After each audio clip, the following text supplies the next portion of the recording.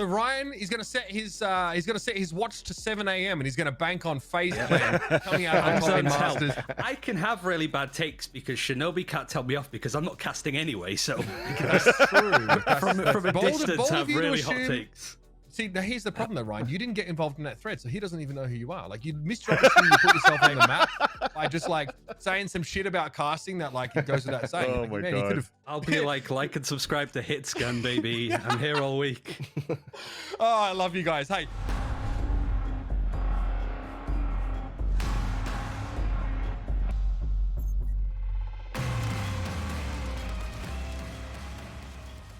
What a week it has been, and not a week goes by in the Valorant world without us talking smack about it here on Valoranting, a professional ranting show. Thank you very much, everybody, for joining us. I am Mitch Leslie. I'm here with Vansili, and this time we have a returning guest to be with us for the whole show. Thank you very much for joining us, Ryan Central. What's up, my guy?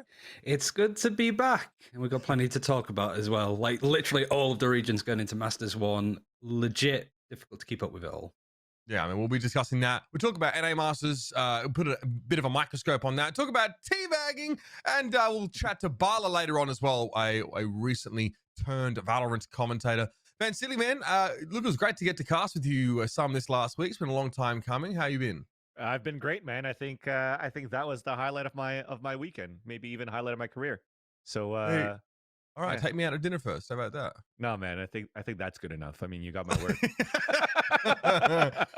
All right, hey, let's jump into it here because I think the first topic is let's talk some roster moves this week because we've had a couple of interesting ones. Some have been bait, some have been very real, some have kind of gone under the radar a little bit more depending on just how involved you are in the Valorant competitive scene.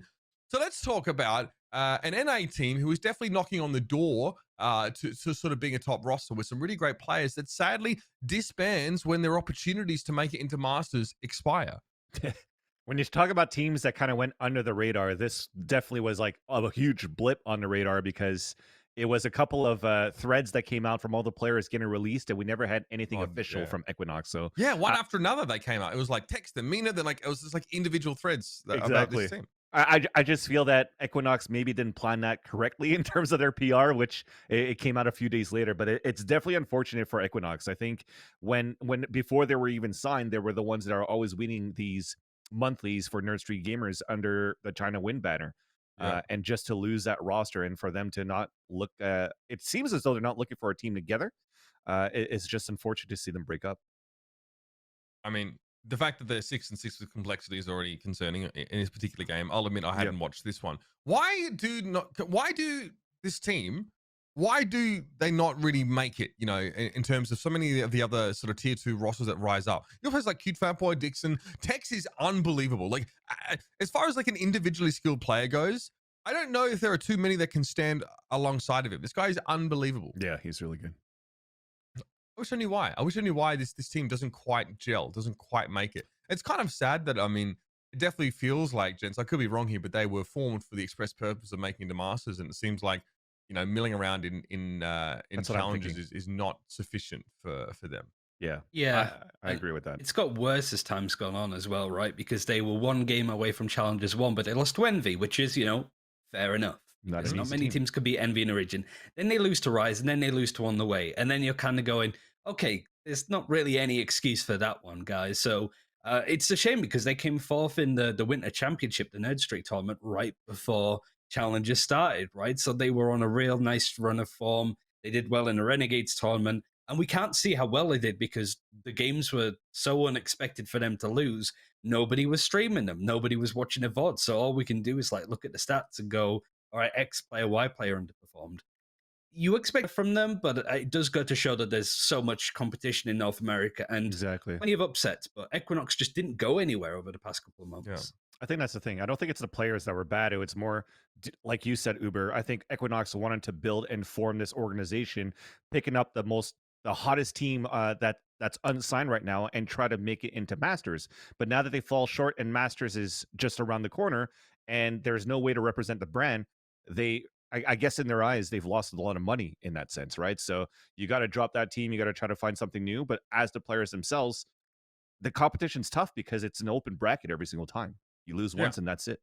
I mean, that's the thing. The brands, I think this has been talked about to death, actually, and it's one of the biggest things that people from the FGC really appreciate about their own scene is that, like, on any given day, a team can rise up, like Honkadongaloos or whatever, and make it into a legitimate tournament here.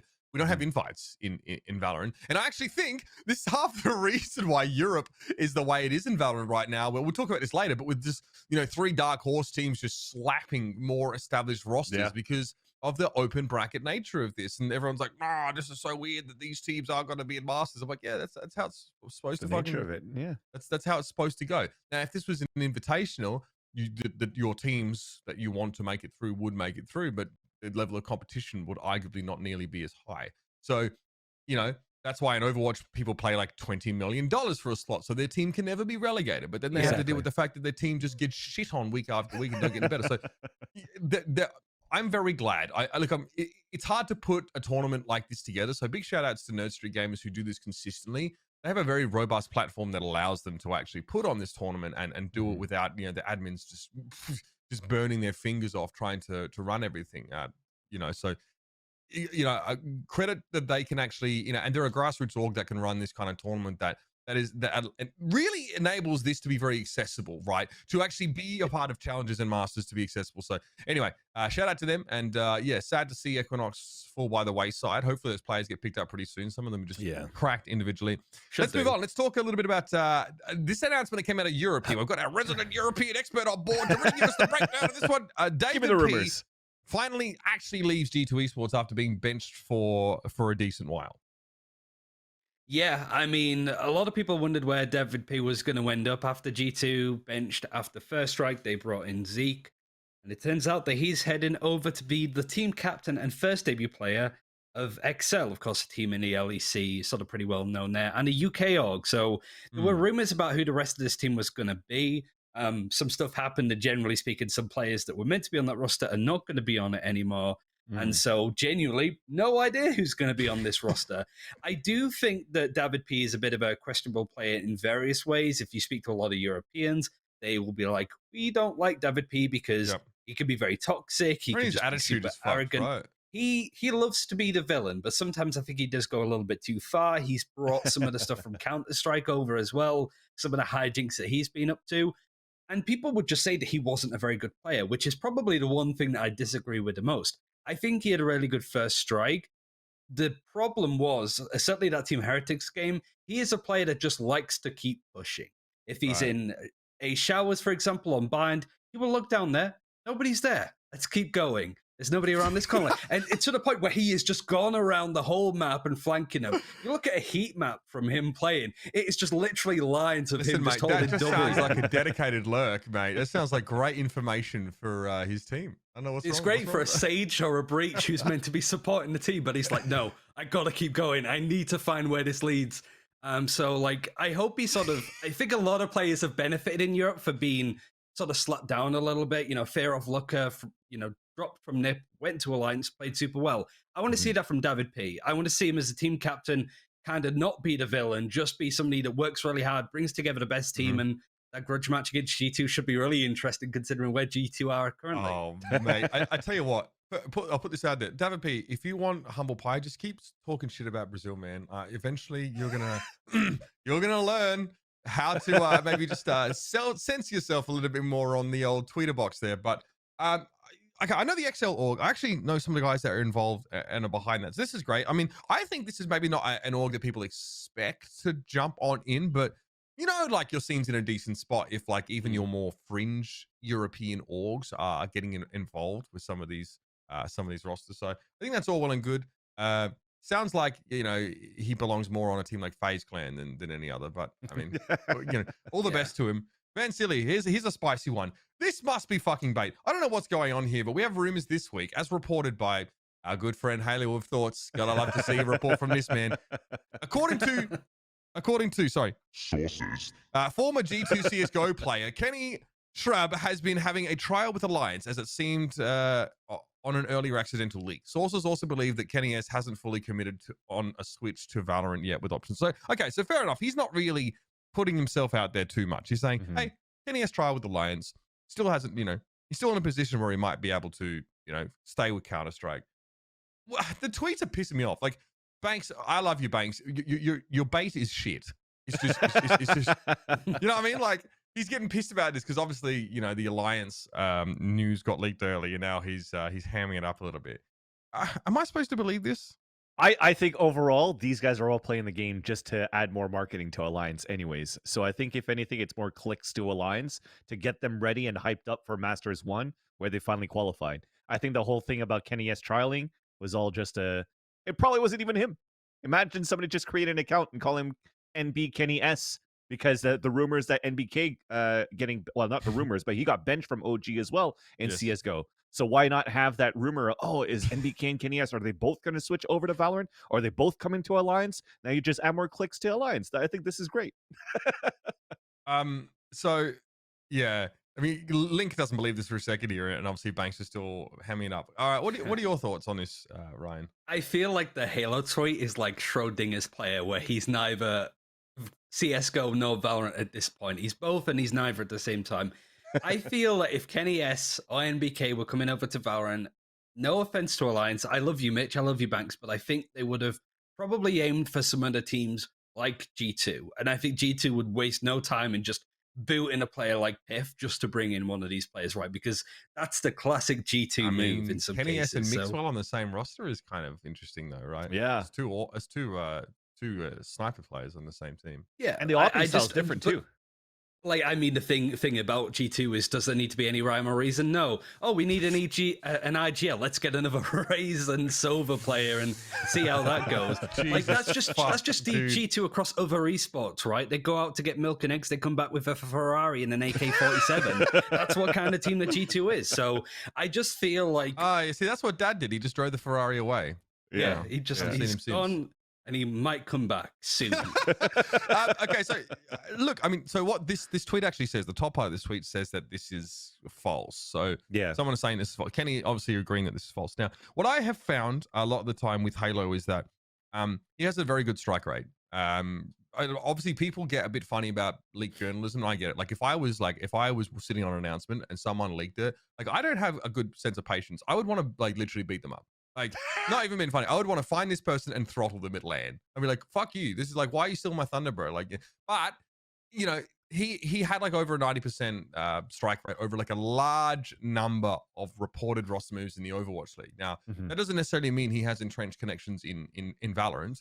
Sometimes when he was wrong, what actually happened is that he is technically right, but then things change and sort of he's not privy to the change, or he gets slightly ahead of himself. Like he did, pretty sure he said that Aero would be the FaZe clan coach or something like that. Now, I had heard that like there was potential that would actually happen. It just didn't pan out. That's sometimes the case when Halo is incorrect. This one though is like, in the past he said, like, if I am wrong about this, I won't do it anymore, right? I think there's what I just saw, Nelzinho is also another, I think he's French or maybe Spanish. French. Recently, Nelzinho sort of said, this is false. I love Halo or whatever. This is false. And I would stake my career on it. So he said, if I am wrong about, everyone's taking their fucking career on Kenny S. I mean, the guy must just be so flattered. All in. It's just all in every time. Yeah. Infamous. Okay, sorry. So in that case, obviously, the Aero was never going to be a part of the FaZe clan thing. So I use that as more of an example. So I just know that there have some news that teams have literally heel turned on because Halo leaked it in the past. You miss 100% of the shots you don't take. Yeah. So regardless, I'm curious about this one, but the problem with this kind of journalism is that it can be very sensationalist. Halo's the kind of guy now that just doesn't take shit. Like, if people call him out, he just goes in on them. So he's not exactly creating the best reputation for himself. I don't know. I don't know what it's like to be opinionated. I know it's like to be opinionated as fuck, but just to be this kind of figure in the community. So thanks for the clarification there, Infamous. All right, so we'll see what happens there. I don't know. That's going to be a bit weird. Someone in the chat mentions that, he may have mentioned about Brax and AZK being considered for NRG. Here's a good question. Let's open this one up. Chat as well, you can get involved in this one, but we're thinking a little bit about the teams that don't make it to Masters. Equinox already drops their roster. is there a world where like a TSM, for example, should be changing their roster, right? Or like an NRG or T1? You know, we saw the speculation about it, and like it's kind of, it can be a little bit tedious being like, no, well, I'm gonna have to drop Hayes and cut the, you know, like, but you know, is there a world where a roster like TSM can actually improve in an appreciable manner by, let's say keep Sabrosa and Wardell, right? Do you see changes on the horizon for this roster? No. I think on paper, when you're looking at every single one of these players, they are so good and talented for TSM. And again, I think it's been a work in progress for that team in terms of all of the times they tried to qualify by trying different agent compositions and different play styles, where we actually saw some better results when TSM went back to their old ways in the close qualifiers 3. And they had to play some very hard teams, man. I think they're just fine the way they are. What do you reckon, Ryan? I think that the obvious ones are like you drop Cutler, and you might even argue to drop Tailored. I can't remember which pro it was, but they said that it's the strategy that's letting TSM down because all of the players on that roster are very good. Shot up that said it, right? I think it was. And like you could sort of make those arguments, but it's easy to kind of do that. And, you know, looking at Team Liquid, firm example of that, where we don't actually know what Cutler brings to the team outside of what we see in the server and on the scoreboard. Like he's supposedly the RGL, sort of mixing that in with Hazed a little bit. There's a lot of stuff that you just do not see what this guy does that doesn't get enough credit, right? Yeah, I feel like Sova players get a raw deal sometimes, right? Where like, I mean, look at Bonker for Guild. Like Sova IGLs tend to do really poorly when it comes to stats, right? And you don't need to be the second entry fragger all the time. I guess my point is more, we saw them experiment quite a lot. More Sky, the double controller stuff. That's usually a sign of a team that is kind of lost on what they want to try and do. Like Vansili mentioned, Challengers free, more de facto, more straightforward. They just need to build more in that playbook and work out how to play their game. And I think they're fine. I think they just kind of tossed about a little bit too much in Challengers 1 and 2 and ran into really good teams being at Xset and then Gen G, wasn't it? So bit of unluckiness, but generally speaking, they just need to work on one craft instead of trying to experiment and outbrain themselves a little. I mean, I'm a little bit biased. I don't know. I tend to gravitate towards boomers in CS just because, like, I want to believe that exactly it suits me to believe that boomers can still frag. But I think Hazed is one of my favorite players personally, and his switch over towards the Killjoy lately has looked really good. Also, guy, he's got great memes. He has honestly a great collection of meme gifs that he uses, and I just really appreciate that content. But this team, like a lot of people have sort of said, you know, the messing about with Sabrosa's role a little bit, you know, like moving him to the Omen and back off that one is like, you know, was a little bit difficult for TSM to sort of work in. Drone is like, do we agree that Drone is one of like the better duelists in North America? Like, is that really under contention? Because between Sabrosa and Drone, you have like, I feel like you have an incredibly powerful front line, but this team went from 3 duelists to like no duelists to now 2 duelists. They were one of the only teams that really tried to adopt Sage and like the double sentinel setup that a lot of teams in NA didn't go for. Granted, it didn't really work out, but what do you think? That's the point, right? Like, I mean, you look at 100 Thieves right now with their comp, looks really awkward on the first day, playing something that we don't typically see in North America, being the whole like one duelist, more European comp, yada yada. It's the fact that when it doesn't work, they kind of go, well, back to the drawing board. It's like, no, like it takes a long ass time to build out a playbook, compositions, strats, anti-strats for the opponent if you're playing the composition that you want to play. If you keep changing it every time it goes wrong, you will never get better. You will never improve. You'll just keep resetting. It's the player that loses a game in Valorant and changes his sensitivity after every game. You just have nothing to build muscle memory from, and you just keep resetting the progress that you're making. I don't know. I think changing compositions and trying things out could definitely not necessarily. I don't think they look lost. I think they were just trying to figure out a new meta because people are starting to figure them out. Because when you're on the top, like G2 was, and you're playing the same comp every single time, then people are starting to figure out your type of play style. So if it's going to be, okay, well, Drone's going to play Phoenix every single map. He's going to play these spots. He's going to run it back over here. We know how to counter them now. So I think they were just trying to see if there were different ways from compositions to say, can we change it up a bit and have our opponents guessing some more? And unfortunately, it wasn't the answer. And going back to their ways is just, well, now maybe if we play our own game, rather, we have better chances. Okay, so I don't want to harp on this for too much longer, and this is like a question that carries a negative connotation, but I want your guys' take on the weak point in this roster, because I think it's pointed out in chat, like Aloe, for example, mentions that maybe like a change in role or change in strategy might be important, and it's correct. There are other like VCTs, right, to come. You know, is there a weak link on this TSM roster that you guys feel like that, you know, the blame can sit with, bearing in mind outside observers, even those of us that have read DDK's treatise on how to esports, would probably, you know, have to admit that it's pretty hard to see where the issues are there. I mean, I heard Tailored on the Immortal Minds podcast. I thought he was really knowledgeable. Seemed like he really knew his stuff. I mean, where do you guys feel like the weak point is now for TSM? I think if I had to pick one, I'd say Cutler. I do think that, like, going back to the Team Liquid example, the issue is if you make a change by taking Cutler out the team and putting in Brax, you know, somebody put that in. Let's say they go for that.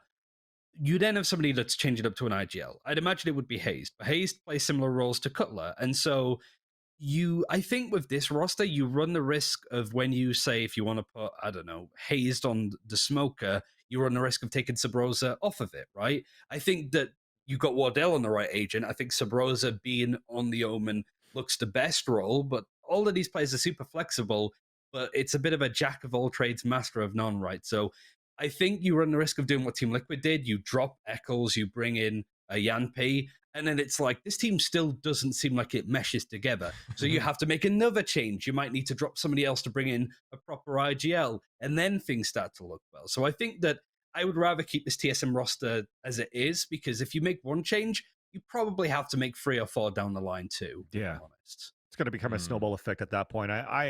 I'm under the same school of thought, because having Hayes and Cutler in that team where they both can IGL and have IGL or are currently IGLing, when you talk to other players, for example, JMO, when we had him on the show, or you listen to other interviews where you were able to listen to Chemicals, they talk a lot about 2 IGLs right now, where one could have a set call and then the other one could do the mid rounds or have different inputs. That's why Def and Som do it.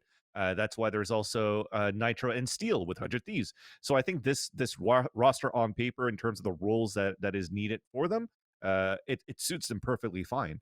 And there's no weak link rather in any of the duelists that they have, or any of the other 3 young fraggers that they have for this team. I think they look pretty good. They got to stay together. Quite Dream last week, he said TSM starting to change things up. They're starting to look better, looking like they might qualify. Now that obviously didn't happen, which is a shame. We didn't have them in our predictions though, right? Did we have? We didn't. No. We didn't predict. My you hot were the take one that was got anything wrong, actually. Yeah. My hot take was to go for T1 because of the brackets that they were going through, and then they lost a phase, and there you go. Like the hottest take was phase. We'll talk about it later, but I should have went safe and picked 100 Thieves or TSM like I wanted to. Yeah, well, I mean, there you have it. All right, so let's move along. Obviously, NRG and T1 fall into this conversation as well. Maybe we talk about with Ballatw when we actually go back over these VCT results. But I want to move on a little bit here. The European VCT finals, we definitely had some interesting situations here. This is a in-game message from, I believe, one of the admins who works for Freaks for You, saying, please don't teabag or shoot dead enemies during the match. This behavior is not desired during the broadcast. Patchtech obviously felt pretty strongly about that one in particular. He also didn't really take any heed of that as well. He sort of felt that, Pit gets the knife kill. Patchtech, he definitely had a need to limber up here at the end of round number 7, so that's fair enough.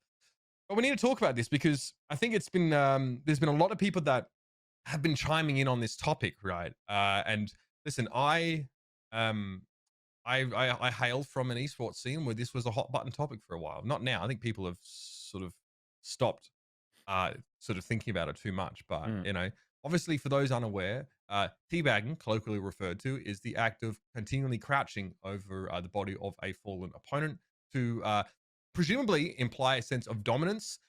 There are other people that interpret this behavior very differently. There is a spectrum. On one end, it's harmless fun. On the other end, I've literally heard people refer to it as literal digital physical sexual assault. So it is a complicated topic, and there's I think the intent and impact spectrum here is quite important. But I'm interested to get your thoughts on it, gentlemen, because it has definitely been a hot button topic as of the last week or so. Yeah, I think for me personally, it's another different angle as well into this action. Is more like, how do you get yourself, or how do you get to live rent free into your opponent's heads during a matchup where it's not LAN, you're not playing face to face where you could stand up and shout at each other like the good old days. and you want to try to get into the minds of your opponents virtually.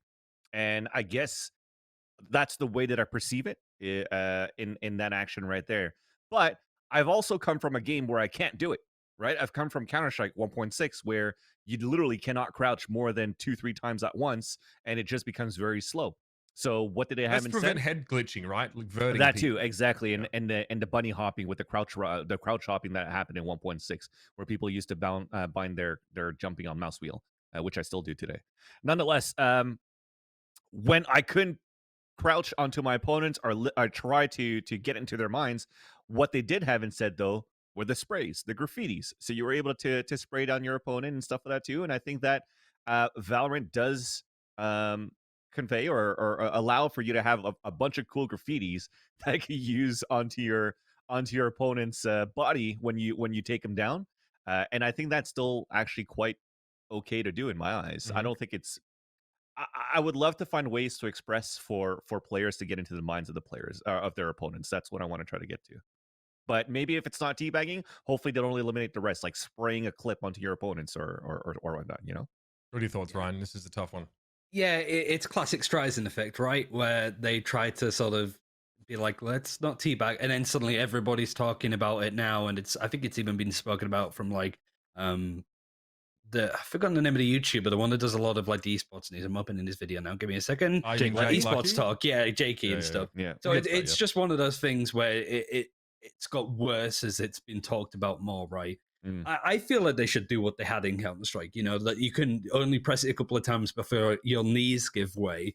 Sure. And I think that it's strange because you're right. Like speaking to the cosmetic team when they go through the battle pass, they've got some really toxic sprays in the game when it comes to literally forfeiting and all that kind of stuff. There's like an FF spray. Is there a teammate spray in the game? There's one in Overwatch. There's like a literal emote of Anna dipping a bag in tea. There's a jet question mark where after you get the play and you kill him, you could spray the question mark on the ground to be like, hey, what are you doing? Or like what Hiko does is like whenever he clutches, he just puts a Euro on the ground, combing his hair, and be like, everyone does the cool dude. Exactly. It's just another regular Tuesday, you know? But like there's so many creative things. It's always like scoring a goal, right? In football, you have your own celebrations that you're known for, but nothing is more effective or impactful than pressing crouch. That's the unfortunate scenario, right? It's like true. It's a simple gesture that everybody knows. Like Mitch said, people have very different understandings of what it means, and like it's one of those things that I think as time has gone on, people have kind of forgotten. It's a bit of like an empty gesture to some people. They don't understand why it's a problem, but they don't actually think of the connotation surrounding it, right? So I wouldn't say it's surprising if Freaks for You or Riot are against that, because I think it's understandable why. I think it's just easy to get angry and upset at it because, of course, people do. Right, and there were a lot of responses to it, right? Let's have a look at some of the ones that we've. Sorry, my hair's getting cut off. Let's see some of the ones that were responses. So Ocelot, obviously this guy's classic gamer. You want to find real gamer moments? I mean, Mr. Rodriguez Santiago has had plenty of them in his time. So he says, we're not going to abide by this rule. I've now made it a rule to teabag and unload a magazine on a corpse at least once per match.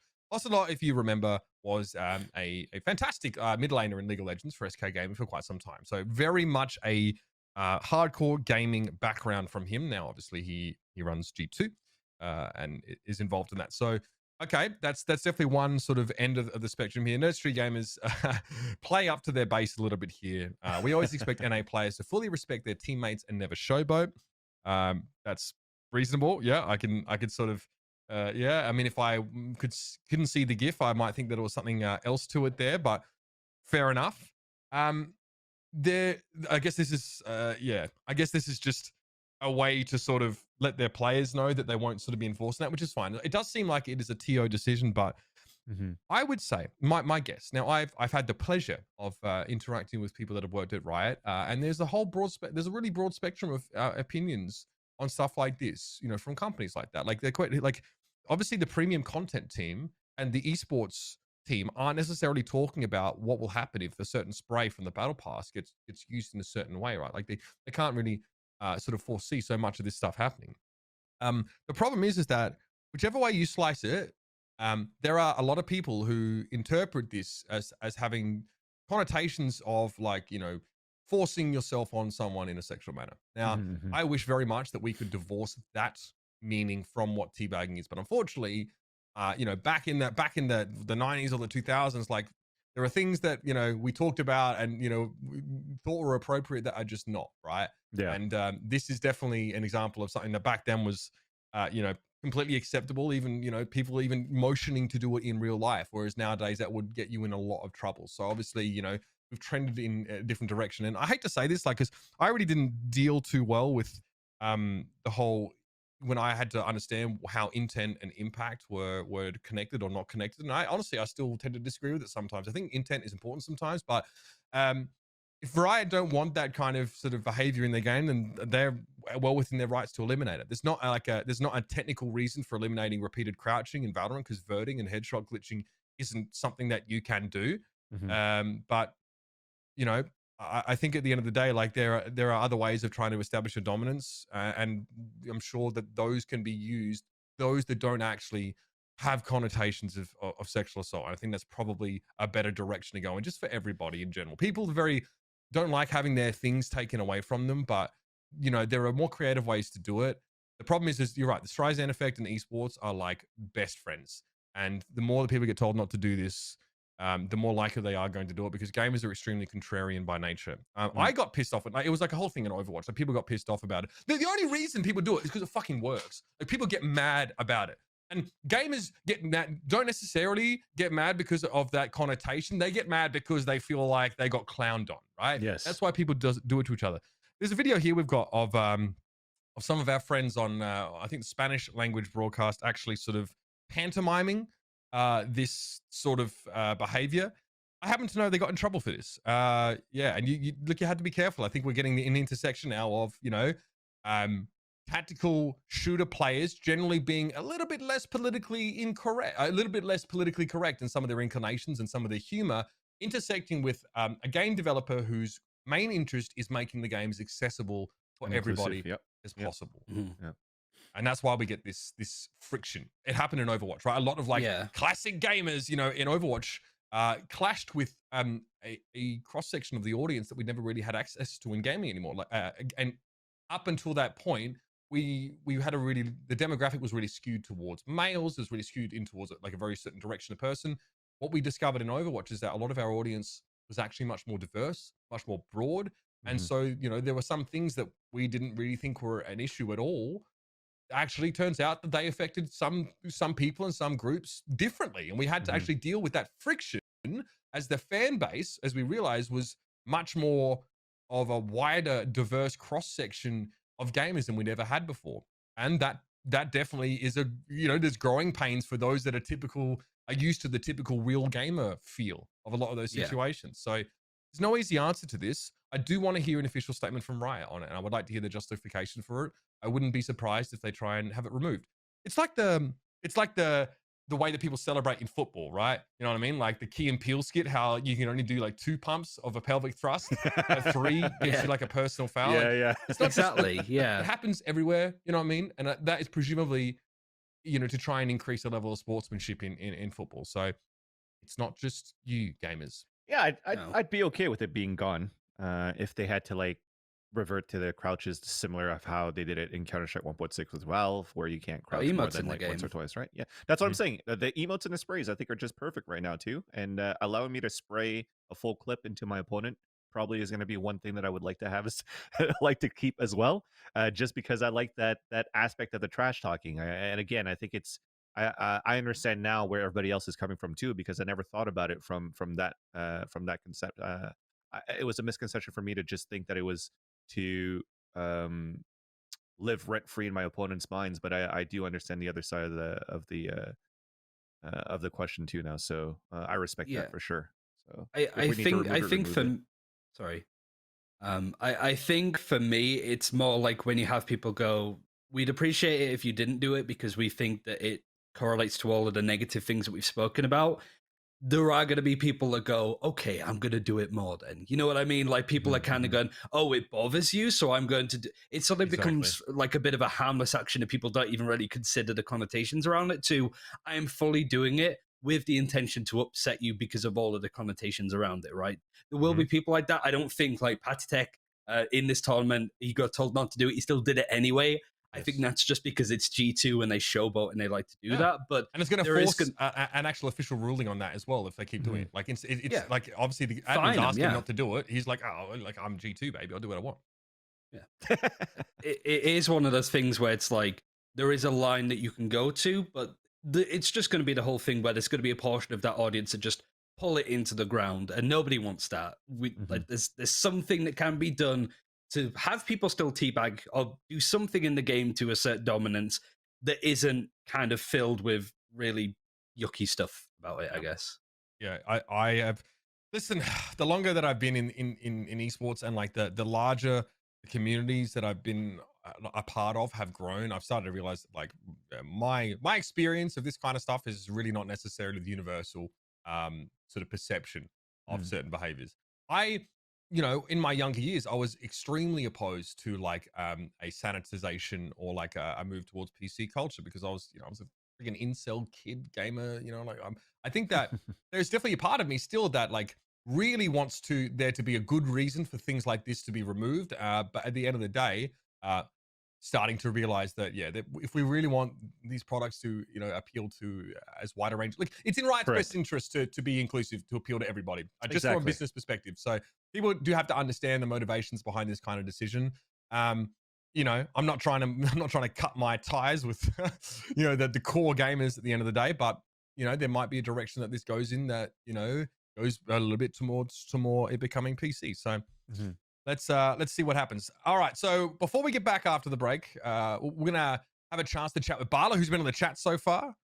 So that's going to be interesting. We're going to talk about EU challenges, also NA, VCT, and see how things are shaping up before Masters. We got a really fun little segment. We're going to look at some numbers. We're going to do some Moneyball approach to Masters. So stick around. We'll be back after the break. All right, ladies and gentlemen, as per usual, a ton to digest so far in the show today because it's been a very busy week of Valorant. They all kind of tend to be like this lately, but welcome back. We've got a ton to talk about when it comes to the actual substance of the game, not the crap that's going on around it, but actually in the server. But before we get there, we got a fun segment ahead. I'd like to welcome to the show, obviously previously a Fortnite commentator, content creator, and now Valorant caster, Ballatw. Welcome to the show, my friend. Woo! Hey, what's up, guys? Thanks for having me. All right, absolute pleasure to have you here, man. We've been enjoying your work lately with Simo, of course, on the VCT cast. So it's cool to finally get a chance to chat with you, dude. You listen, man. Like for those that don't know about your background, I want to start there because this isn't your first rodeo, so to speak. Yeah, no, not really.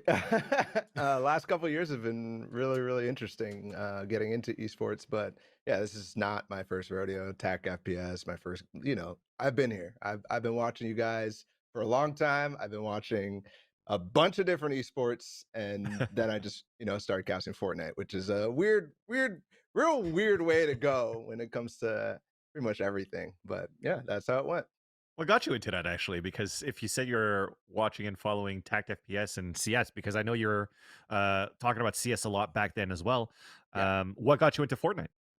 I had just finished a season of CSGO with my buddies that we were taking kind of casually in ESEA, and they're like, bro, I'm bored of playing CS all the time. Like, I need a new casual game. And they're like, let's try to play Fortnite. And we hopped on, we won, and they're like, wow, this is fun. So we kept playing, and I started getting more into it because it's just a really, really easy game to get into and really get hooked on. But then I started watching like the actual competitions, and everybody's talking mad crap about it constantly. It's like, this isn't real esports. This isn't like competitive at all. And I saw something different. And to be honest, I thought that it had a lot of potential. I still think it does. And it has actually like reached that potential in some cases, but it's just a fun game, man. And it's very, very different than everything else. You obviously, you mentioned that people were pretty skeptical about the success of Fortnite esports, and I think you have to admit it's a very unique demographic. I think in the esports space. Oh, yeah. How did you find not only catering to that demographic, but also working with a developer like Epic? Because as far as I could see, man, like they seemed a lot more influencer centric when it came to their broadcasts than maybe their approach to talent. Like, how did you find sort of working that situation where you kind of never knew if there was going to be an influencer just come in and take your job potentially? Yeah, I mean, that was always how it was before I got involved with the broadcasts. It was like, they just brought in random people that stream on Twitch to cast games. And I think not only did they start to realize like, oh, they don't actually like really know how to cast, but at the same time too, it's like we need to develop people that aren't wildly expensive, like completely out of the realm of what TO should be paying for casters, and also just people who know what they're talking about when it comes to the game, people who study it, people who play it competitively, not just like, no hate to Nick A30, but like not just bringing Nick A30 who at that point like just played casual games constantly and eventually randomly played the actual competitive game, because they're completely different, much like Valorant, to be honest. You obviously, a lot of your body of work focuses around sort of the technical aspect, and obviously you work as a color commentator now in Valorant. How hard did you sort of find it to carve out a niche in content creation for a game like Fortnite, where your approach was a little bit more technical, right? Because so many people that play the game maybe don't appreciate it. Like myself, for example, below a real surface level. Was it kind of hard to get people interested in that approach that you took?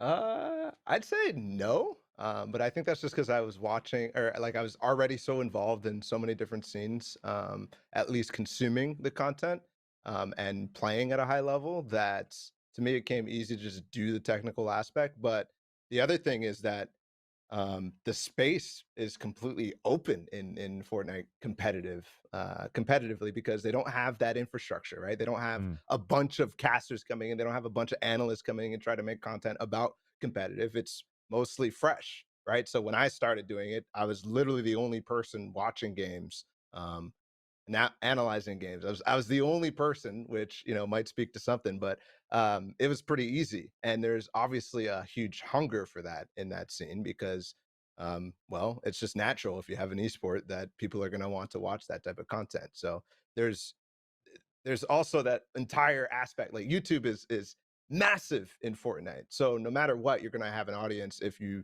have some new content, a niche that is interesting.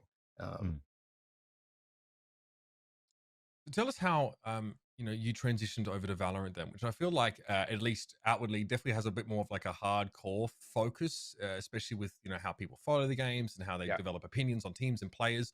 You obviously you're oriented in that direction, right? But it definitely feels like the audience in Valorant expect like real deep cuts of analysis. How do you find that, especially not obviously being a pro player in attack shooter before?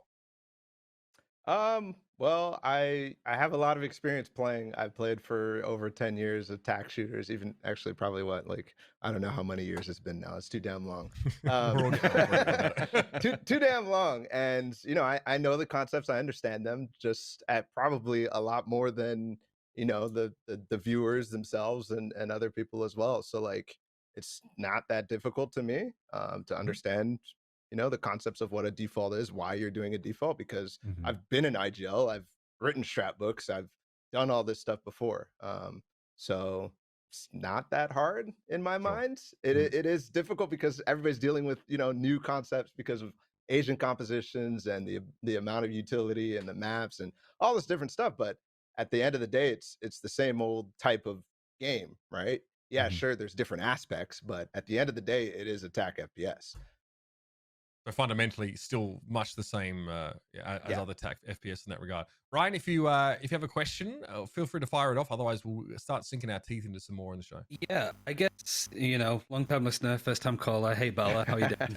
I'd say that from all the experiences that you've doing. And I'll just stop you there, Ryan, because it seems like you've got a bit of mic buzz going on and you're cutting in and out. Hold on, there we go. Is that any better?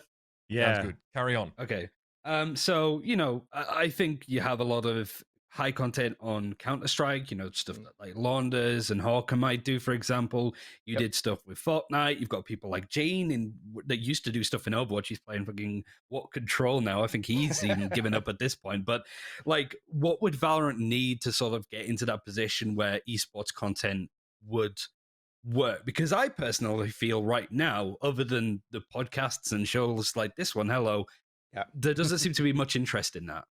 Yeah, I mean, I think that's just basically you have to build it, right? You have to build it, and eventually they will come.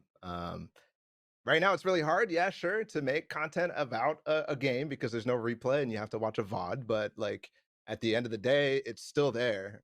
You just have to work a little harder, I think, in some regards. Like I've tried to make like in-depth videos that are like trying to analyze one player, and it feels impossible, and it takes a long time, but it's still doable. I've tried doing that if that was your question, I don't know if that was the question. No, that's pretty much it. I'm just taking your ideas and writing them down so I can do them myself, to be honest. Like, that's pretty much it. But you know what I mean? Like, it just feels like that aspect of esports and the interest there, other than updates on the games and opinions on the games, isn't quite there for Valorant. But it'll come. Yeah, it'll come. Like we're only, what is this, 9 months, 10 months not into even, the game? Like we're not even close yet. Like, 1 year since alpha. And like a couple of months to beta, right? So, no, I do agree with you actually at the same time, Bala, because even I tried to do like a video of Absolute Jupiter back in the beta days and try to break down their strat. And I had to do like PowerPoint videos and like appear symbols and stuff like that too, because we're just lacking tools right now to try to break down a play and try to be more visual in that. And sorry, just a VOD is not enough, because sometimes it doesn't get into the other aspects of like the minimap that you want to focus on, because every single player is putting an important role into that set piece, and the camera never shows it all because it can't.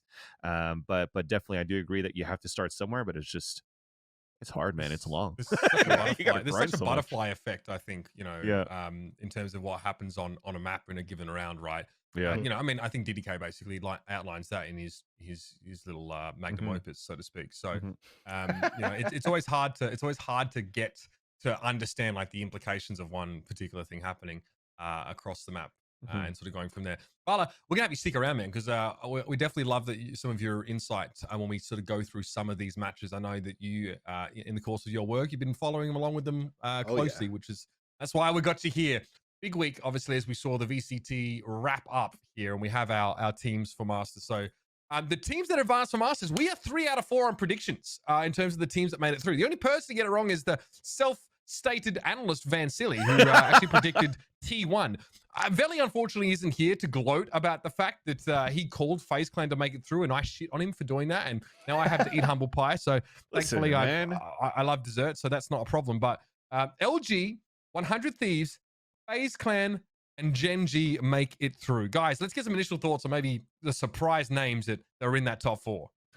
I guess the biggest surprise is FaZe at that point, right? I guess we'll address the elephant in the room. They just played tremendously well throughout the whole tournament. I didn't think that I guess Wyatt in his podcast as well with the Plat Shop was saying, FaZe might have a better chance playing versus T1 and have a better matchup because T1 is not as structured as they are, but T1 did look pretty good leading up to the closed qualifiers. So I thought that they fixed like the little kinks that they needed to for T1, and they'd be able to get over FaZe. But after FaZe beating T1, I don't think anybody else would have predicted or accepted that FaZe would have made it all the way towards the end. I'm still not trusting Veli saying that he predicted FaZe. His was a hunch feeling. So, I think that's like the only thing that people had when it came to FaZe was a hunch. Pretty much. No I feel it in my bones that it's their time, pretty much, is the analysis for FaZe, right? Okay, so I mean, I think this really this beggars. First of all, I mean, it beggars more discussion because this seems like a gigantic change in approach for FaZe Clan. Now, we've had a chance to hear. We heard from Marv in that interview, which we'll play in a second. But also recently, we've also heard Baby Bay go on and backchat and sort of talk about how this team has changed. Because from an outsider looking in, I think Vans, we casted this NRG matchup. Yeah, we saw NRG, a team also that had this sick aggression and Android that can just leverage him to be really quite a talented, in your face kind of aggressive Phoenix player. FaZe Clan not only showed us that they could play a different tempo, but then they could switch between the two really quickly. Like we are seeing a ton of variations from FaZe, like early mid-round stabs to get information, maybe win a trade or at least win a duel in sort of like a choke and then back out, then sort of reassess. They actually had a default, for Christ's sake. It seemed like a completely different team. I mean, what is this made of? Because it's such a big difference for them. It seems like they coasted. They got so far on just playing this like smeaging type game style, right? Where they just get aggressive all the time, take aim duels, force. So as soon as they get a drop of strategic acumen into their approach, they become like a top 4 team. Yeah. I think, sorry, and overall, when you look at all the teams that they were playing against, right? When you're being super aggressive, everybody's expecting the phase aggression that you see it from all the other tournaments, but then suddenly they're going to have a little bit more structure.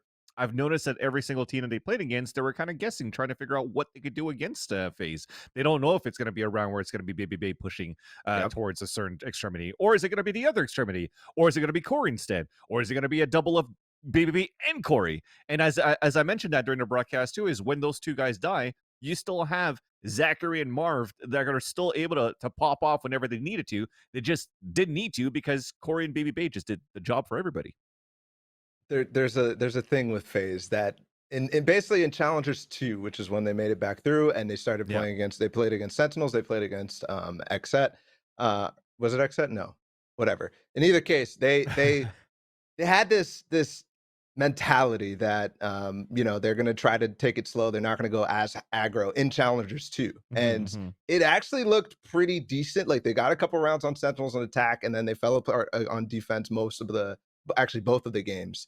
And I think that all comes from like the whole perception around them, right? It's like, well, these guys have no clue what they're doing. So then they try to go get strats, doesn't work out, and then they just rebuild that confidence. And to me, this team is doing what they're doing now because of the perception around them, because of how every single person and their mother has been talking about how this team doesn't know what they're doing, doesn't know any strats, doesn't know what a default is for months. For months, it feels like. And they stuck together, they stick with that confidence, and they have the chemistry that they can now just do what they want and implement it fast, right? They can switch things up. They can put Baby Bay over here. They can put Corey over here. And they just go for those little gaps that they kind of are identifying in other people's play. I still feel like this team isn't as macro oriented as others though, because I feel like now a lot of their success is coming from like how to play off each other a little bit better, right?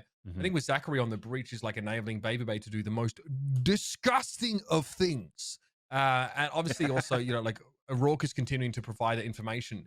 Baby Bay looks like also he stopped using the operator on attack and just rifles, right? And then if they pick up an op, they usually give it to Raucus to try and go for a pick early, because obviously Shane is known as he's played sniper like through every game he's sort of been on here. But do you sort of agree with that take, Ryan, that they should have adjusted based on how they were perceived? Because I remember Baby Bay tweeting after they'd lost in VCT2 that he would on Smeegs that he would continue to play the same ridiculously aggressive way. Like, do you think there's any more to this change in play style than what we've covered? I mean, I found the most interesting thing about the interview recently is that, the common narrative was this is a team of Overwatch players. They should know better when it comes to how to combine utility. And the interesting thing is Baby Bay turning around and said, well, we did that. People forget, but we used to be a really slow and passive team using utility, and it didn't work. And so I feel like the problem for FaZe so long has just been, we're not seeing that strategic part of their game, but we know that once they get those Counter-Strike fundamentals down, then they have it, because the potential is there with everybody. Up until now, they've just been like a chimpanzee with a rocket launcher, and now they've learned how to reload, and now they look even scarier, right? The chimpanzees like actually put the rockets into the launcher for Baby Bay, so we can they put the other chimpanzees into the rocket launcher with Baby Bay. To be fair, like they just fire them out. But it genuinely speaking, like I don't think that it sounds weird, but nobody should really be that surprised. Like, it is a tournament where the top 4 teams are qualified are not here. Bear in mind, I think that should not necessarily, like, the stonks of FaZe shouldn't be going through the roof. This isn't a GME stocks. It's nothing like that. But it is a good testament of a team that if they have their playstyle and know how they want to play it, we said the same thing with Fnatic and Ballista. If the other team don't know how to deal with it and you force them away from their game plan, then you've got a winner. It's almost like a typical football idiom of, we're going to go into this game and we're going to play our game, right? It sounds like such an empty statement, but for a lot of Valorant teams, it's so true. Because if they stop doing what they've been practicing, what they've been calling, and the IGL goes silent because he's like, I don't know how to deal with these guys, they're just coming out of nowhere. FaZe are just going to run away with that every single time. And just to add to one more thing with FaZe, I do think that their ability usage is a lot better than it used to be too, because when we talk about how aggressive they are, they're aggressive thanks to the combinations of utilities that they're using, right? So the flash and dash from Baby Bay and from Zachary in that combination, okay, that's pretty normal that we see all the time. But Sure. I think the denial that Corey had with his paint shells and his boom bots to not allow their opponents to gain any map control, right? That's how they were able to gain control of the matches, because they gain controls of the map on defense too, because they were the ones pushing forward with their abilities and not allowing the attackers to set anywhere, because usually at the beginning of the round for the attackers, it's what? An owl drone, a recon dart, maybe a boombot. But when you don't really have time to react on any of those at the beginning, and you need to see the rest of your utilities for the executes, you're caught off guard. You're surprised by those. And I really liked what FaZe brought out there. When you watch the LG game specifically, you could see everything you guys are saying in action, right? LG was playing so passive on their attack side, on Ascent, like so passive, staying at the top of mid, owl droning all the way up cat instead of getting up cat and owl droning in. Like that is the effect that FaZe has on other teams, and hopefully they can continue to harness that. But I don't know if they will be, because I think that people now will see what they need to do against them. The issue is going to be actually being able to execute against Baby Bay, being able to take the duel against Corey and his darn boombot every single game. I gotta say that Marv looks really good in his 1vx scenarios as well over the course He's of the nasty. series. Guy's got a brain on him. Like he really does his best to try and convince us that he doesn't. Like, but the guy is really quite clever. I think the IGLing has also done a lot. But I think with we saw a bit of Sage from him, but I think with the Omen he's particularly creative, and he's really able to make it very hard for enemy teams to read him. He reminds me especially when he lurks, he reminds me a little bit of Dapper, how it's just really hard to know Dapper's gonna lurk. Often is actually less aggressive than you expect him to be, but he always really takes people by surprise. Different hero, to be fair. Sorry, different agent, God help me. Yeah. But still a very different story. So congrats to FaZe. Obviously the narrative gets flipped on its head now, and if you want to know more about how that happened, there was a great interview on Backchat where Baby Bay kind of breaks it down. But it feels like a coming of age for that squad, and so we are now expecting to do some real damage in Masters. Let's talk about a team that's maybe a little bit more understated, I guess, by comparison, because Gen G, they get rolled by TSM in their first match. And I'm thinking to myself, God damn, I mean, I predicted Gen G to make it through, I think, because I thought that they would beat TSM and then maybe in the lower bracket get through. They go up against Cookie Koalas in the lower bracket and then up against an NRG who just got slapped by FaZe. And I'm thinking, surely this match is going to have something. Surely it's going to be close. Competitive, but ultimately pretty disappointing for NRG fans, I think. I mean, is it? I feel like for NRG, they're making great strides. First tournament with Android, but I don't know if they're quite the levels of Gen G and how much time Gen G has had to, work with MC, their new coach and stuff. Like, they don't seem to be as caught out. Like, the main thing that I noticed about the Gen G loss in particular is they kind of fell into that old Gen G narrative red flag where they're very telling of where they're going to execute to. They throughout the recon dart, that they're executing on that site. And TSM bullied them into making those mistakes. NRG, like you said, it was competitive, but it wasn't the same kind of like dueling power. And Gen G just had a bit more confidence in this game than they did against TSM.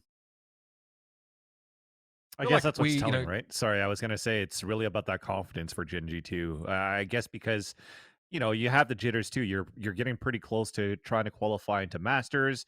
Now your first matchup is against one of your oldest rivals with TSM, and it's like, man, they usually have our numbers. We usually have our strongest time versus TSM. Actually, Win was saying that there was one team that always used to figure them out. Actually, it's Immortals, not TSM, but still, there's some history between these two teams that they might play into TSM's playstyle. But once they got rid of that and they got unfortunately knocked into the lower brackets, they looked a lot better here versus Energy. Yeah, I really thought that like Gen G's sort of structure would help them against a team that features like Wardell, who I feel like TSM always look better against like looser teams without sort of has strong protocols. That's what allows Sabrosa to sort of to get the advantage on like his opposite number if he's trying to play defensive. Like he'll pick that early info, or Wardell will just start tearing away at you from your extremities, and then they can sort of collapse on you. But it didn't really happen the way I thought it would. Let's talk about Luminosity then, because we mentioned how they were against FaZe. I don't get this. Like, we saw them go up against TSM. Luminosity just really seemed to have their number. Like TSM, I feel like TSM played half the game with like their hands tied behind their back. Like, so hard for TSM to get info. Look at this. Like, Cutler's looking for info here. You know, this is a perfect example of TSM having to make hits and executes where they just don't know enough about what the setup for LG is. This game was, in my mind, the only, I think, probably one of the few compositional losses I've ever seen, because TSM just struggled not having the wall that everybody's picked up with Sage on Icebox. Like, they completely just could not get on the site. They couldn't get the spike down. They couldn't hold off and retake when certain situations came to pass. And I feel like LG just really, really thrives against teams like TSM, against teams like, I wanted to say 100 Thieves, but they got 2-0'd by them. Just in general, like at Gen G, like XSET, even though they lost against them last time. Before, I don't know. They've definitely changed a little bit since Challengers 2, but their entire rise was beating teams like that. And I think that still continues, but maybe it's because they've had so many matches that people are now watching and they figure out, okay, Thief is going to just stay A, right? And we could just hold an op here maybe and take them out. How exploitable is Thief's sort of tendencies? Seems really exploitable. Teams have said like Thief just likes to take a lot of aim duels when he can, and the LG want him to do that. And I think that's where, when we get to that conversation where back to that 0-10 that Thief unfortunately got when he was playing, I think they found ways to really just shut him down as well when he was playing, right? So, but for me overall, when you're looking at LG, when they were playing on Icebox here, putting a Killjoy instead of using a Proto onto a Raze, and then they go into now having Thief playing a Raze instead of a Reyna on certain maps too. I think they're just testing things out going into Masters as well, because they've already qualified. And then your boy Dre is like staying as a smoke right now.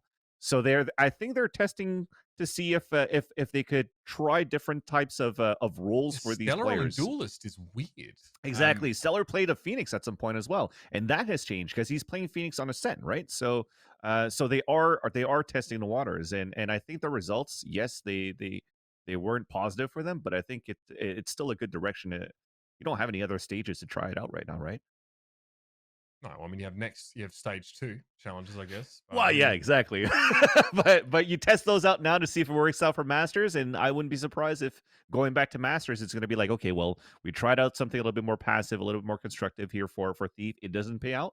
Maybe we go back to that aggressive play style that we know that they could do.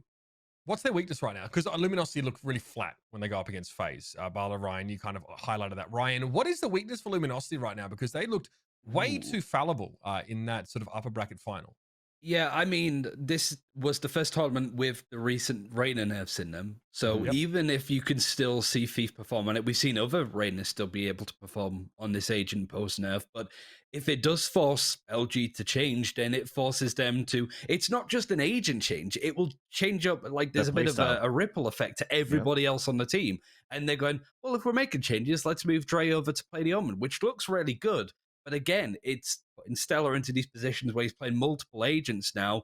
Envy had this exact problem too, moving over Food, and then Food looked like the best player in Challengers too. Took them a while to get there, to sort of work out their recipe on how they wanted to approach this. So I feel like that's where LG are currently. And also, I did think that against TSM, what LG were really good at is using utility really quickly, as soon as the spawn doors open, not necessarily to get a quick exec in, but to barrel it down certain parts of Icebox, down B main, for example, get a kill, and then it's like, right, let's slow it down now. We're 5 versus 4, and TSM are frantically moving about. Wardell needs to make a hero play to make it even. He gets caught out. That is pretty much how they conditioned, again, the DDK stuff, TSM into, like, not really having a set way of playing, because LG were up in the tempo, getting a kill, and slowing it back down. LG couldn't do that against FaZe because LG were up in the tempo and FaZe were like, oh, we're going to go, are we? They're taking off their shirts, they're running at them twice as fast. Like, it's the whole, like, everybody has a plan in a fight until they get punched in the face. That's what FaZe clan's, like, playstyle has been. And LG can hit hard, but they got knocked out by FaZe. It's like those rounds, I'm backtracking slightly here, those rounds that NRG won against FaZe is when they matched that early round aggression, right? Got a player advantage, got some decent info, map control, and sort of win. But again, you always feel like you're running into it's not even a 50-50. It's like a 45-55 against a team like FaZe Clan if you want to try that early in the round. It just doesn't feel like a reliable way of holding them at bay, trying to match them, because I mean, those guys are they're insane. Like they were born into freakish play, molded by it. They never played like I hadn't seen a normal game until they were already fucking adults. 100 Thieves are a different team though, who actually opted for a little bit more of a, I don't know, strategic, sort of more ponderous approach. But they fall into the lower bracket. They lose to NRG. It's a close game. It's actually a really, really good game. A lot of the best games I thought in this tournament came from 100 Thieves. Then they go up against TSM in the lower bracket, and they just poo on them. Like I don't really understand. Like Icebox was terrible between these two teams. TSM look so listless. What goes on here? I think this was a game that they played after TSM just got rocked by LG, right? So yes, I think I was talking about this on Cast. Was like they played LG on Icebox. They didn't pick a Sage, and 100 Thieves like, oh, okay, let's just pick Icebox first and see what happens. And the same problems ended up coming out, right? Then the Ascent game was a lot closer because Hayes was popping off, but there was these things like this round right here where he go 1v4s because Hayes just got a 4K and he continues to peek, and Sabrosa continues to peek, and then Wardell's flanking him in the spawn, and he's like, yeah, let's continue to push instead of just holding back the angle and cutting him off from T-spawn. I don't know. There's definitely moments like this that were just like question mark all over the place. Yeah. I was okay with Hayes actually still battling against Hiko because he got a 4K. I think it's a very similar storyline of like when Asuna got the 3 rocket and then got the 4th kill and was chasing the kill, not right? If he's on match for the point, rest, like, come on. Yeah. Well, for the rest, in terms of communication, it was definitely off placements for TSM, unfortunately. But to touch base on 100 Thieves, I still believe that you look at them at day 2 and day 3. Take away the grand finals, but the change that they've made from the quarterfinals into the grand finals has been night and day too. I think with the composition that they have, to only have one duelist right now, and to have Ethan trying out the Omen for the team, they're changing the whole roles for every single one of the players. There's a lot of coordination that needs to be done in that, I think, come live and come in game. And Ethan just needed to find his footing, and I think they looked very good on the 2 following days, and I think they'll look good in the Masters as well. One thing I wanted to say about TSM as well is it's a meme now that they always lose the pistol, at least for the most part. Now it's getting to the point where they're not only losing the pistol, they're losing the first full buy. And that was the biggest issue that I saw. Is just, it was all mental, because they would go up against 100 Thieves, 6-all at halftime. You know, good job. 2-minute break. We could bang out to the music and stuff like that, which, by the way, gets copyright struck on YouTube, which is super frustrating because every time it's like, mute it as soon as I can if I'm doing a watch party. Then they come out, you lose the pistol, and you go, okay, it's TSM, that's fine. Then they lose the first full buy, and suddenly it's gone from a 6-all game to being 10-6 to 100 Thieves to whoever. And 100 Thieves could do relatively well off of that, but at that point, it's all mental. You have gone from being in an even position to them being 3 rounds away from winning that map. And that happened numerous times. And I feel like it's just those, like, it's easy to kind of overlook how important a pistol is, but when that negative run is going into your full buy rounds as well, you need to look at that, because that happened on multiple occasions for TSM. Now, we get to the point end of the tournament, right? So we see 100 Thieves, they qualify. Everyone's sort of qualified, it's all good. This, obviously, VCT tournaments have that extra spice where the teams sort of move on and play through the rest of the bracket after qualifying, because there's seeding and there's a little bit of extra sort of, prize money to incentivize this. So, obviously, 100 Thieves qualify. They, get that win against 100 Thieves. And then they move on through the lower bracket. So, I mean, first of all, it's notable that Luminosity struggle against them so much. But then we see 100 Thieves versus FaZe Clan, and I'm thinking, okay, 100 Thieves have just taken down Luminosity, a team that has definitely been problematic in the past to a lot of top teams. They're looking like they're growing, they're advancing. And then they get up against, My Precious and the Smeeg backing band, and they get stomped. I mean, you could argue, guys, that like this is, it's a match that doesn't really matter, right? There's a map advantage already for FaZe Clan, so 100 Thieves walk into that, in that sort of situation. Why is this so one-sided? Like, if there's any team I think that's had to, deal with really quality teams in the lower bracket and make their way through, why then do they look on Icebox, no less? A map where, like, I think that Steel does some of his best work as like a late round lurker and as someone who reads the opponent really, really well. They get pooed on 6-13 on Icebox. There was, I think Steel, especially like against LG, I've seen him basically take the role of what Thief does, where it's like, I'm going to entry on this A site by myself while the rest of the team is going somewhere else. And when he was doing that against Baby Bay and both Baby Bay and Corey playing that A site, it just fell flat. The other thing too, that, you know, might be pure speculation, but they've been adjusting so hard. Like they've clearly had really rough T sides, attacking sides this entire tournament. And that culminated in Gen G, the Gen G game where it was 10-2 and they had to come back defensive sided. But the thing is that they have to work on that. They have to work on bringing Ethan back in, that they don't really have the time to also study what FaZe does, because quite frankly, when it looked like the grand final was going in FaZe's way, I just kept seeing they're not doing anything against Corey, who's peeking pipes half the time, the same spot he did against LG yesterday.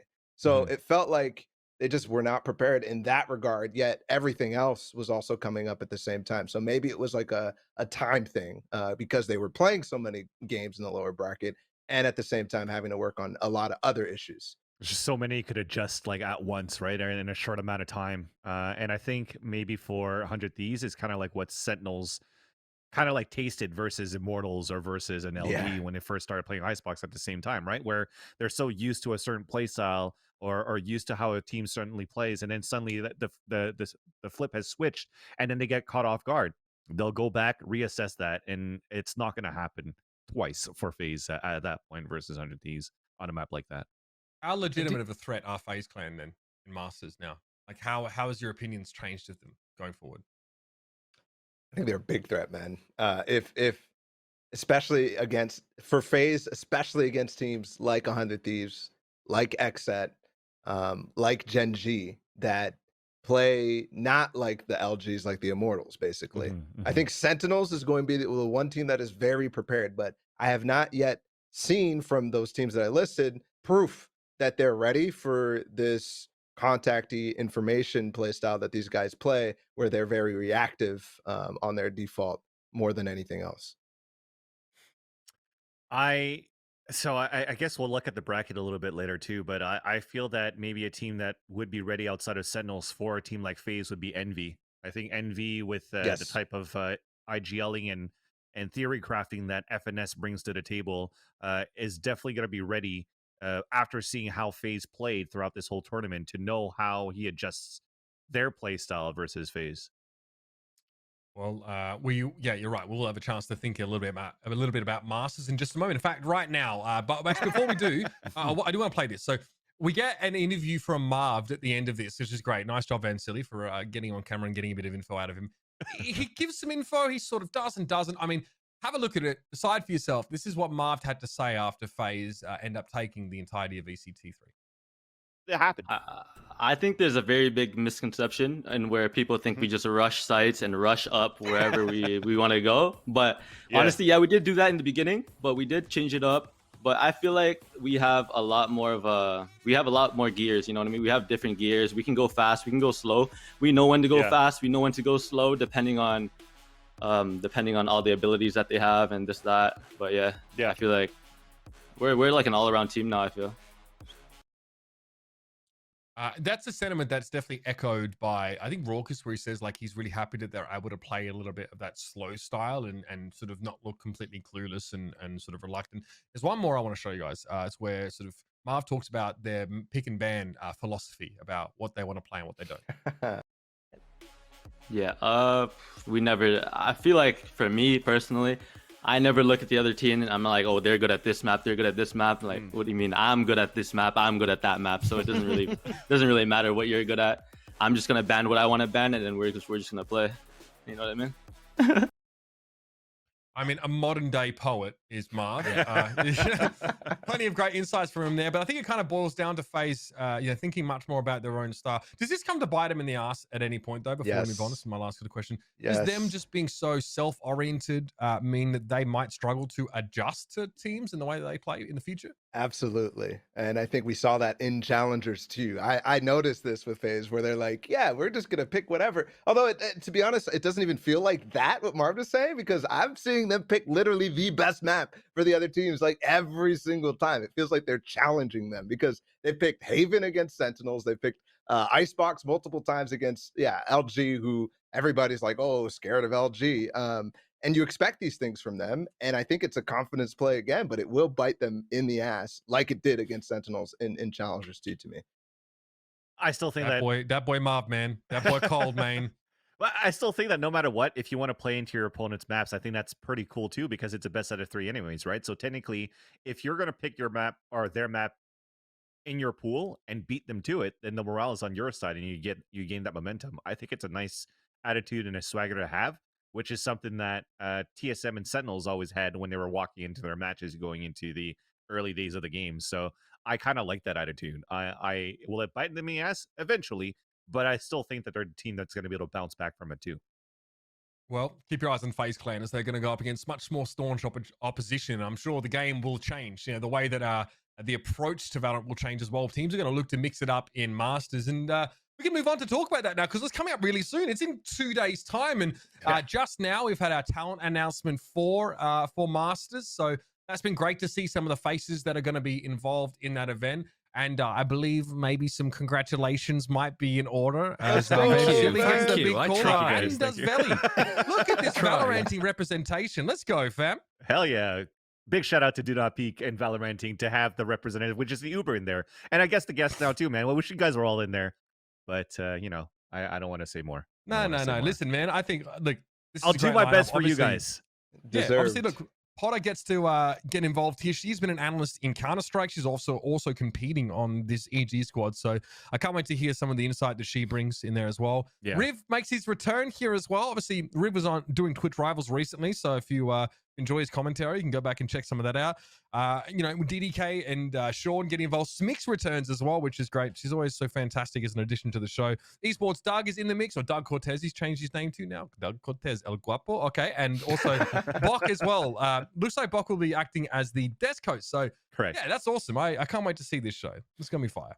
It's going to be super fun. I'm looking forward to it. I mean, they're a great crew to work with. I mean, Arthur is the one that runs production from the Riot side, and he's been super fun to work with. And the people that work behind the scenes for Riot to put it together has been really, really fun. So I'm looking forward to it for this week. So let's talk about what we're going to see here. Van Do Sinnen, you best have some damn opinions now because you're going to be on the show. Obviously, it's awesome to see how Masters has been advertised. Not only sort of, the advertising material around it is, I mean, stylistically, obviously, I think we can all agree this is really cool. Is that David whatever? The David Dennis. He's plugging himself into the. He can't be there with T1, but he's there in spirit. I'm just waiting for the third eye on David Dennis's forehead to open up. His chakras just get unlocked. God, I mean, come on. The poor guy. I mean, we can't keep going back to this every episode, man. Poor motherfucker. I can imagine these kind of like visualized a moment, like flickering on screen in every, like, we're announcing the return of Brax, visualized a moment. Just the mandala that gets painted on David Dennis's forehead just starts glowing as you know, his Brax just returns looking ascended and shit. Oh, far. Okay, so David Dennis cinematic universe. Let's go. Jesus. The ads were cool. I think we saw some screens on like different parts, like the Bind one we just saw. It was on the tower on Ascent. It was on a small screen in a window of Haven.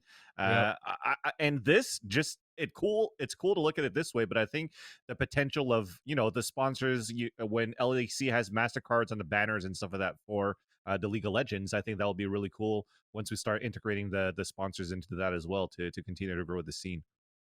All right, so we have to do this. We have to make our predictions. We're pretty good in terms of the 4 teams that are going to be qualifying. Here is the bracket. So I want you guys to memorize this right now. Envy versus Gen G, Xset FaZe, Sentinels versus Lumin. Oh my God, every game is so damn good. Yeah, dude. Immortals versus 100 Thieves. Huge shout out to the Spike.gg because we're partnering up with them in this segment to actually take a deep dive into some of the numbers behind these teams. We're going to moneyball this a little bit here. Here's how this is going to work. You can obviously get access to these stats we're using as well if you head over to thespike.gg. Big shout out to them for the use of their engine.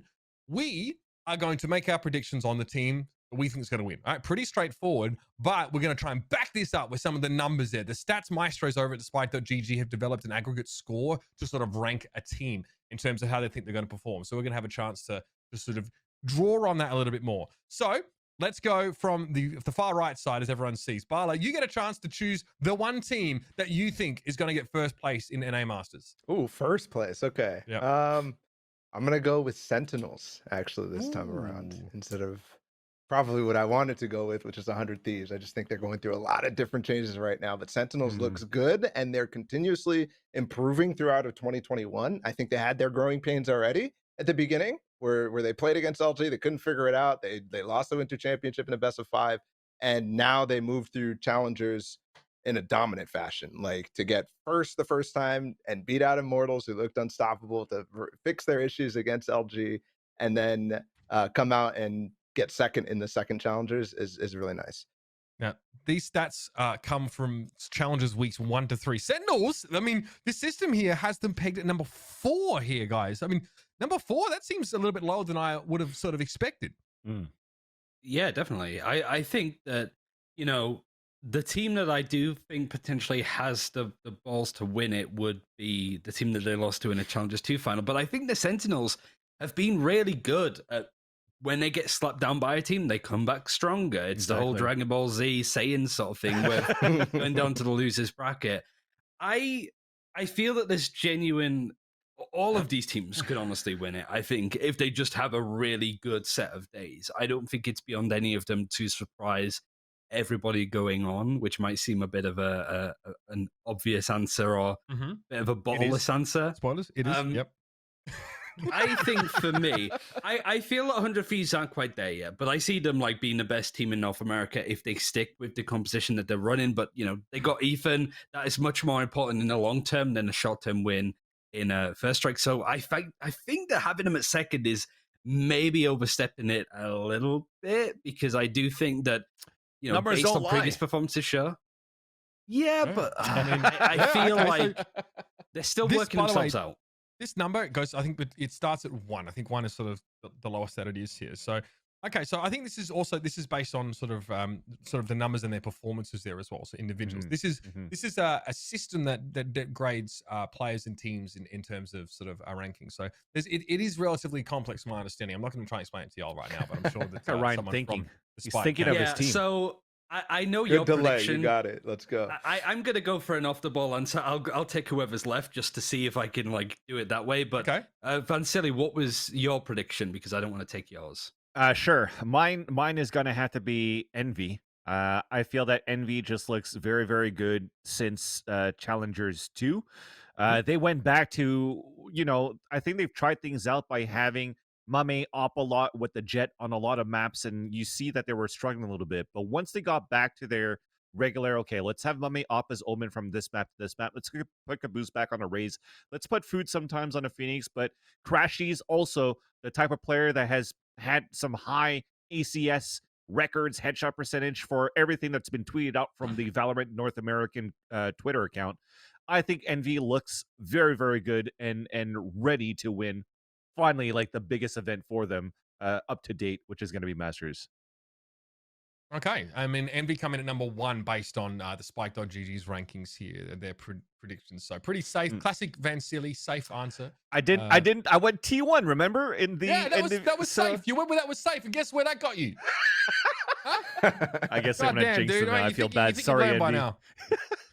As much as I'm wearing an Xset hat, I hope they don't hate me for that too.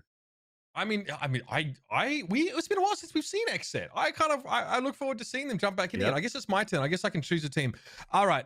For the sake of argument, I mean, here's Xset. These guys are indeed. They're down towards number 8 here. So BCJ considered their top player. BCJ's their Sova, if I'm not mistaken, right? Yeah. Yep. So his rating across all of their week 1 to 3 matches is 1.16. Yeah, I mean, I'm a big fan of BCJ. I think the guy's kind of cracked out.